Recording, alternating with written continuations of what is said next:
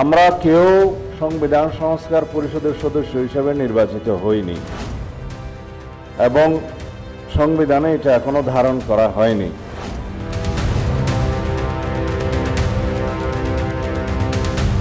জুলাই সনদ বাস্তবায়নে বড় ধাক্কা।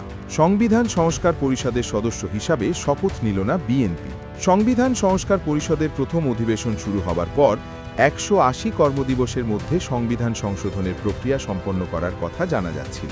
গণভোটের রায় অনুযায়ী সংবিধান সংস্কার পরিষদ গঠিত হলে সেটা সংবিধানে আগে ধারণ করতে হবে এবং সংবিধান সংস্কার পরিষদের সদস্যকে কে শপথ নেওয়াবেন সেটা বিধান করতে হবে এবং কোন এরকম ফর্ম এটা সংবিধানে নেই। এই ফর্মটি তৃতীয় তফসিলে আছে, সাদাটা। এইরকম তখন একটা ফর্ম সংবিধানের তৃতীয় তফসিলে আসবে।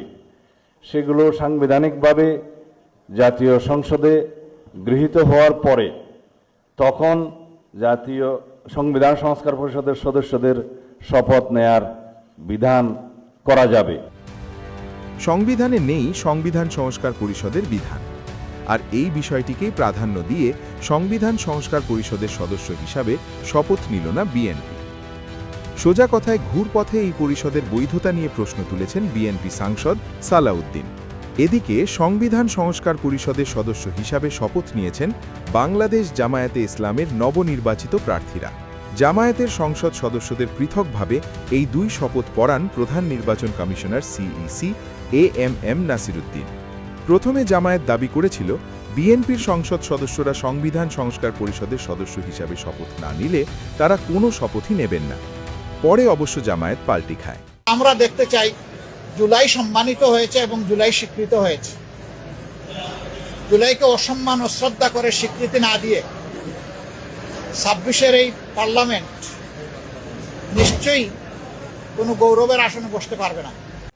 সংবিধান সংস্কার পরিষদ গঠিত না হওয়া পর্যন্ত জুলাই সনদ সংবিধানে অন্তর্ভুক্ত করা সম্ভব নয়। এদিকে বিএনপির অবস্থান দেখে বোঝাই যাচ্ছে তারা এই বিষয়ে ধীর গতিতে এগোতে চাইছে, কিন্তু এক্ষেত্রে জামাত সহ এনসিপির অবস্থান সম্পূর্ণ বিপরীত মেরুতে। বিকেলে মন্ত্রিপরিষদের শপথে দেখা যায়নি জামায়াতকে। জামায়াত আমির শাফিকুর বলেন, আমরা আমাদের জুলাই শহীদদেরকে অশ্রদ্ধা করতে পারি না, জুলাই যোদ্ধাদেরকেও আমরা অশ্রদ্ধা করতে পারি না, যার কারণে আমাদের শত ইচ্ছা থাকা সত্ত্বেও বিকালের এই শপথ অনুষ্ঠানে আমরা যে অংশগ্রহণ করতে পারলাম না, আমাদের একটা আফসোসের জায়গা থেকে গেল। জামায়াতের অবস্থান দেখে বোঝাই যাচ্ছে আগামী দিনে সংবিধান সংস্কার পরিষদ নিয়ে ঘোট পাকানোর আশঙ্কা রয়েছে। ত্রয়োদশ জাতীয় সংসদ নির্বাচনে বিএনপি সরকারের বিরুদ্ধে প্রধান বিরোধী দল হিসাবে উঠে এসেছে জামায়াত। কাজেই জামায়াত সংবিধান সংস্কার পরিষদ নিয়ে আগামী দিনে কি অবস্থান নেয় ও সেক্ষেত্রে বিএনপি সরকারের উপর কিভাবে তারা চাপ সৃষ্টি করে সেটাই আপাতত দেখার।